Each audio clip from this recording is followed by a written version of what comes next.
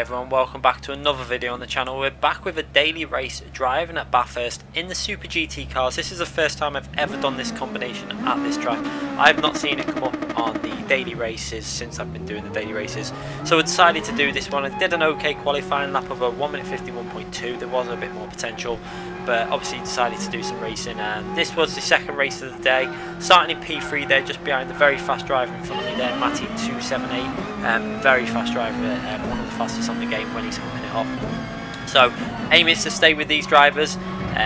Felt pretty confident at this track. Obviously you needed to do a bit of short shifting with this car to make sure you save the fuel, because this car doesn't lose too much if you just change gear pretty much just past halfway, or midway between halfway and 3/4 range.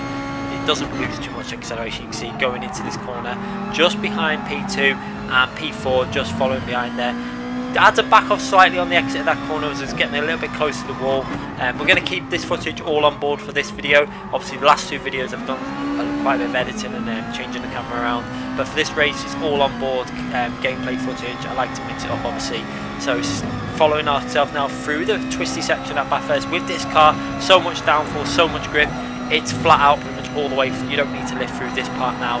I didn't really carry as much speed as I would have liked through there, but obviously driving that close behind P2, you're a bit unsighted, so it's a little bit harder to get the exact angle into the corner. Now through the twisty downhill section, you can see P2 starting to go a little bit, it looks like his connection, it could have been my connection to be fair. If you'll notice, my connection was on one bar because I was uploading a video whilst doing this race. So yesterday's video was getting uploaded while I did this race. I thought I'd risk it, and it was reasonably stable to be fair, even though my connection was fairly low. At least I could see whereabouts they weren't jumping all over the track. So getting quite a big slipstream off of P2, so decided instead of just going for the overtake, just sit behind him and save some fuel, because it would have been risky to even go side by side with P2 through there, and you end up both losing more time to be fair. As you can see, P1 building a little bit of a gap up to Matty in front of myself, but P4 right behind myself. So four cars very close together so far after one lap of Bathurst, and I really did enjoy this combination. It's an unusual combination, but one that I really did like, and it's good to see a bit of variety, because so often it's a lot of repeats of combinations and not mixing it up a lot. And it's good to see that they've decided to mix it up a bit, putting these cars at this track. I've never done it at this track, this combination before, and I really enjoyed it. It was not a little bit different, and maybe it's probably not as enjoyable as the Group 3 cars, obviously at this track. They're probably my favourite at this track, but I still really like these cars at this track. With the extra downforce you get through the middle section, you can really drive these aggressive. As you can see, getting very close to P2 there.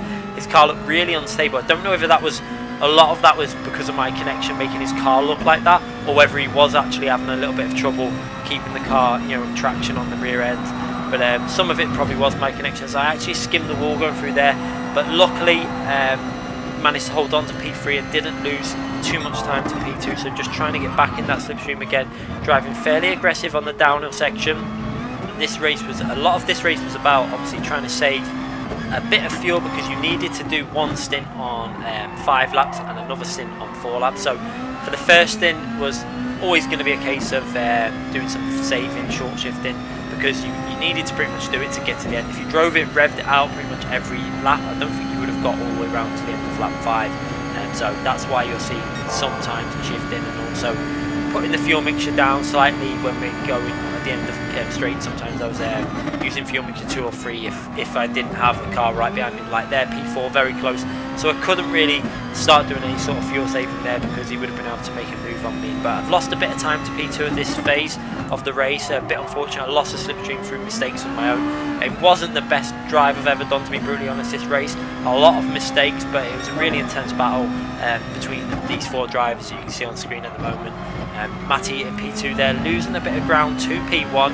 He's fell back a bit, but I'm sure everyone will know how fast he is when he's hooking up. I was pretty confident that he'd be able to catch him up and maybe drag me along. As you can see, I've managed to pick that slipstream up very slightly, not a massive amount, so not really gaining too much.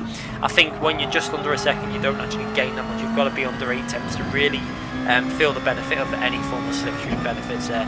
And then going into this corner, down into second gear, trying to always get fairly close at wall on the left hand side, and being very careful not to put the power down too early, because The rear of these cars, when you really slam the power down, does have a tendency to spin up the rears, especially on that corner, and it was really easy to lose the rear there and end up going sideways into the wall. But this section, so much fun, driving flat out in 6th gear, skimming the apex out curb, and then getting it back over to the left hand side, chucking it on the downhill section, trying to get the car slowed down, down into 2nd gear, and then into 3rd gear, short shift into 3rd, just to stop that rear end sliding so much. And really fun. I mean, the speed you're carrying down this section was so much fun. It's with the grip you've got in these cars, it really was enjoyable to race, and that's why I like this combination. You could really attack them corners a lot more than you can with the Group 3 cars, so that's why I'm glad they decided to put this combination on. It's not a like I say, it's very rare. I may have been on there before, but I've never seen this combination come on. Actually going through there with a much better lap, but still not hooking up the lap perfect. You can see a lot of us are making mistakes. You can see, I don't think I did one actual lap that was an actual good lap. It was just because it's so close and quite tense, I think people are making mistakes in this race. You see P1's actually dropped back a bit also. He looks a lot closer at the end of lap 3 than he was before. As I go over the line on 152.7, which is not a brilliant lap to be brutally honest. I would have expected to be hitting low 52s, but obviously when you're trying to save some fuel and driving this close to other drivers, you can make mistakes, and mistakes happen. But as long as the race is close and you're in the battle still, that's what's important. As working our way up the hill, downshifting just on that bit of tarmac on the left hand side there, and I like to stay in 4th gear. You could have, there was a way of doing this corner where you go down to 3rd and then short shift into 4th midway through, but I just preferred staying in 4th and then getting on the power nice and early. It did sometimes create a bit of understeer, but the majority of the time it felt really nice doing it that way. As you can see, just outside the slipstream again from P2, but managing to stay with these all fairly equal at this stage. P1, 2, 3 and 4. Not much to choose between us in terms of our pace at the early phases of this race. Not sure how much fuel P1 is saving. He's a very fast driver. P4 behind me, I wasn't sure if he was picking, obviously he's in my slipstream, so he's got the ability to save more fuel than I have. And P2, I'm a little bit too far back. You can see there, not really picking up the slipstream too much, so I can't really do too much short shifting. You can see now P2 has picked up P1's slipstream. P1 has obviously made an error on that downhill section, so that's given P2 the slipstream, and now he's going to obviously break out of my pull away slightly, so I'm not picking up that slipstream. So he's getting the benefit of a slipstream, I'm not, and P4 is getting the benefit of a slipstream again. So a little bit unfortunate in that area, but these cars they're not massively the short shifting won't gain you too much in terms of fuel. It does gain you a little bit, but it's still important to do it because there's not much difference in terms of the speed that they carry when you do short shift them. And you'll see very rarely there's no point over revving these cars, because all they do is lose power after pretty much as the bar fills up. I think that's pretty much the peak power. I noticed it in the time trial. Whenever you do it and you look at the Ghost, if you're trying to over rev it, you lose time on the straights. That's why you won't see many people revving these cars too hard. And working my way up the hill now, you can see P4 around 7 tenths behind. I felt like I had P4 covered in a way. It's just I needed to get a little bit closer to P1 and 2, and I go through that sector on a purple sector. Very often I was doing that first sector purple, where I'm obviously pushing fairly hard, and P2 has a massive moment. He spun his car and 360'd it and just about got it going and kept onto P4 now. But unfortunately for Matty, that error there, a very costly error to make, and he's now going to have to do something. He's probably going to have to do something in the pit stop to try and get himself back up to to battle with ourselves. But now I'm not too far behind P1, so it'll be interesting to see the differences in fuel. I expected P1 to have saved quite a bit of fuel because I think he had a little bit more speed than myself and Matty and the other driver.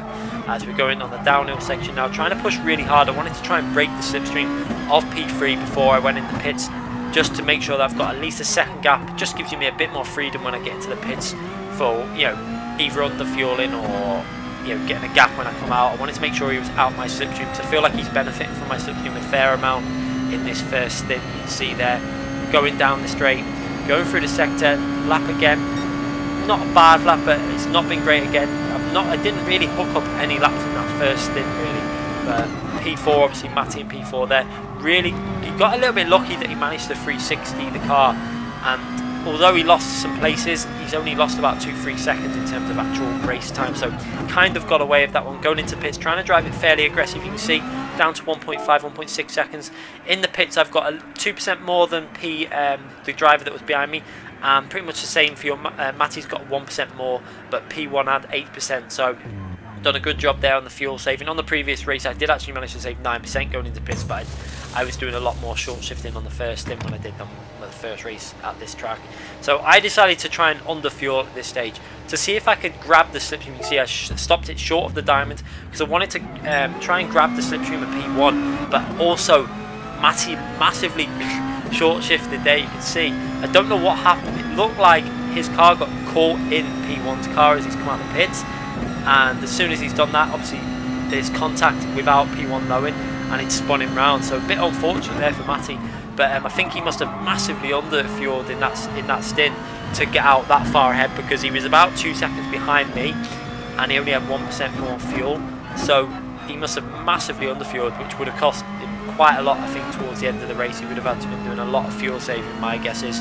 But I've come out around 1.5 seconds, about the same distance behind P1. He obviously had quite a big advantage with the fuel. He had 5%, I think he got 5% more fuel, so that was going to give him a shorter pit stop. So that's why I tried to underfuel, and then I was going to try and obviously short shift a bit more aggressively, and luckily I got myself a few seconds ahead of P3, but I made a little error going down this section. You can see, didn't quite hook that downhill section up, and you can see P3 caught me up quite a bit there, nearly half a second he gained as we're coming onto the back straight now and down the hill. It was pretty much in this race the only real chance I'd get to be able to battle over P1 was if I could pick up the slipstream to help me fuel save, because he's probably in a better situation than I am at this phase of the race, because I obviously underfueled to try and make sure that I got out ahead of P3's slipstream. I didn't want him to be able to get the benefits of that slipstream. So P3's probably got a little bit more fuel than myself also, because he lost a bit of time there. We had pretty much identical. I think I had 2% more fuel than him, even though he was probably in my slipstream, being able to save fuel. So I was quite surprised that I'd actually managed to save more fuel than P3, but managing to stay with P1 at this phase now reasonably well. Just trying to put some better lap times in, but again, my driving in this race was not great. The other race I did was a lot better driving. I was actually hitting the sectors a lot better, and I think it was because this race was more competitive. In my first race I did, there wasn't really much competition. I think I won by about 5-6 seconds, and I just kept it smooth. The lap times weren't amazing, but it was a lot smoother without as many errors. But you can see again, going through that sector split with a purple sector. First sector I was hooking up reasonably nice with this Lexus, and you see mainly Lexuses seem to be the car that people were choosing. The Nissan was up there as well, but I didn't see many people driving the NSX. The NSX obviously loses out quite a bit of time on the straight, so that's why people probably thought not to use that. And the only real place it was going to gain was on the downhill section, maybe slightly.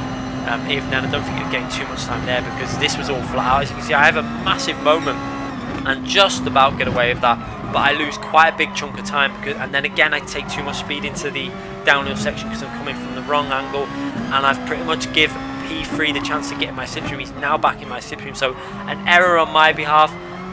Lost a massive amount of time. You can see P1's gained over a second, nearly a second and a half away from me, and it was lucky that again, like Matty, he got a little bit lucky in terms of the way he 360'd it. I got very lucky in the way that I hit the wall. I put opposite locking straight away, and luckily it managed to do a side impact with the wall, so I only lost a little bit of time. So just about holding on to P2 still, and actually managed to break the slipstream to P3 again. But he's very good again. He's back in it there. You can see he's verging on picking up that slipstream quite strong, so I've got to try and push reasonably hard now. And this was frustrating because I was having to do quite a bit of fuel saving because I underfueled in the pits. So the fuel, I've got to be very cautious with the fuel, and I've now got P3 who's probably got a little bit more ability to drive it aggressive to the end than I have. But again, fairly solid exit from that corner and trying to work my way back up there. It looks like P1 also has had some sort of issue. He's lost about 8 attempts, 9 attempts at some point on that lap, at the end of that lap. And again, I go through that first sector with the purple sector. I was pretty much always hitting that corner reasonably well, and just having a little bit of an issue when I was going through the middle. I just wasn't hooking up the middle sector, and it was actually a fairly easy sector in this car because there's so much grip. I think it was just obviously a bit of pressure and trying to overdrive the car a bit. If I was driving smoother, I would have probably been hitting better laps, because I'd already I knew I could hit 12-minute 1s, 12-minute 2s in race conditions. Sorry, 1 minute 52.1s 1.2s in race situations. Obviously we're qualifying lap at 1 minute 51.2. Normally you find about a second difference, something like that, between your race and your qualifying. But going through there, another purple sector, hooking it up okay on this lap. Looks much better so far, but again, a massive moment where I'm trying. I could see the purple sector and I wanted the fastest lap, and I got too aggressive. Massive moment on the rear, and again I've lost about half a second to P1. You can see it on the delta, and I've given P3 that slipstream again. So constant errors bringing P3 back into this race and getting him closer to myself. I was really frustrated at myself because I was coming up to the final lap. This lap would have actually been an alright lap. You can see even with that error, I was only a 10th down on my previous best lap. It shows you that I would have probably been going through this lap. This lap probably would have been a low 52, 52.2 or 3. Don't think it would have been the fastest lap of the race. It possibly could have been close, but it was my own errors making, obviously, trying to push the car too hard. But luckily, I've still got a bit of a cushion to P3. You can see P3 did have the fastest lap, but then P1 puts in a 1 minute 51.6, and it looks like I was actually gaining on him through that lap. So it's possible that my lap would have been in the 51s when I looked at that there. I didn't realise that he actually got a 51 on the lap when I was chasing and made that error. A little bit frustrated with myself for that, but again, going through the sector, you can see again purple on that first, even faster this time at 17.5. Some of the fuel wearing out will be contributing to that, and I've managed to get myself out of the slipstream with P3 now on the final lap, so I've just got to try and keep it calm. But I wanted to put a good lap in again. You can see going into this corner, I tried to get on the power too early. You can see there, I put the power down, and another error by myself. Luckily put it into third gear as soon as I sensed the rear going. But look how close P3 is now. He was over a second behind, and I've lost about 7 tenths because he's obviously been able to stay on the power, nearly 8 tenths now, and he's within 2 tenths of me. This is going to be quite a close ending to this race. My fuel is looking a bit iffy as well. I knew that I would be in a little bit of a situation with the fuel at the end of the lap, and P3 getting really aggressive on the downhill section. He obviously can sense there is a chance of P2. I've got to just try and keep control as P3 makes a little error going on the downhill section, and that's given me a little bit of a gap to P3 to cover down this straight. You can see looks like he might have skimmed the wall also, but now he's 6 tenths behind. I've got to do some quite short shifting now though. You can see that, but watch the slipstream take effect now from 6 tenths behind. Just watch how his car just gains and gains and gains. You can see he's gained 2 tenths already, and going into the braking zone he's not going to be able to make a move though. But I've only got 2% fuel left. This was going to really be a close ending with the fuel, I could see. But into fuel mixture 2, and I've got 1% fuel left now, so I decided to go into mixture 3, hoping that he wouldn't be able to make a move, and he's not been able to make a move into this corner. But now it's going to be a drag race with him, probably with more fuel. Luckily I get a really good exit with that fuel mixture 3, and on 0% I pretty much would have run out, I think, within a few meters after that straight, and just about take P2. So a really close ending there, a really fun race. You can see myself, P1, P3, quite far away from everyone else. I think Matty must have had issues, obviously had to save some fuel as well. He was probably hoping to hang on to that slipstream and recover, maybe just stick to P2, but he's probably made another error somewhere by the looks of the how much time he's actually lost. Again, Bathurst providing another great race, really dramatic ending, a thoroughly enjoyable race, and a lot of it was brought on by my own mistakes, some really uncharacteristic mistakes, getting on the power too early on that last lap and causing myself some issues, and on the downhill section, the section that I normally really like, making too many errors, costing me a lot of, I think there was about 3 or 4 laps that I made errors on separate laps, which just cost me quite a lot of time. Luckily got away with it and came away with a P2, so a fairly solid result. I think I had the pace to challenge P1, but obviously the errors stopped myself from doing that, and obviously he probably made errors as well in that race. So P2, happy with that, and hope you guys enjoyed that race. I thoroughly enjoyed it, a really close, intense race, and I'll be back with more videos very soon. Hopefully some FIA Nation manufacturers race tomorrow. I won't be doing the Nations race. I'm not a combination that I want to try, because I'd have to move, or if I want to be really competitive you need to be using a shifter, and I have to move everything around for that. I'd have to move my pedals, take all the bolts out, move everything around, and I don't want to be doing that just before the manufacturers race. So just be doing the manufacturers race this weekend, and hopefully that'll be uploaded tomorrow. Anyway, hope you enjoyed the video. Make sure you subscribe to the channel if you haven't already subscribed. Hit that notification button so you don't miss any future videos. Like I said, I do upload pretty much every day. Thanks again for watching, everyone.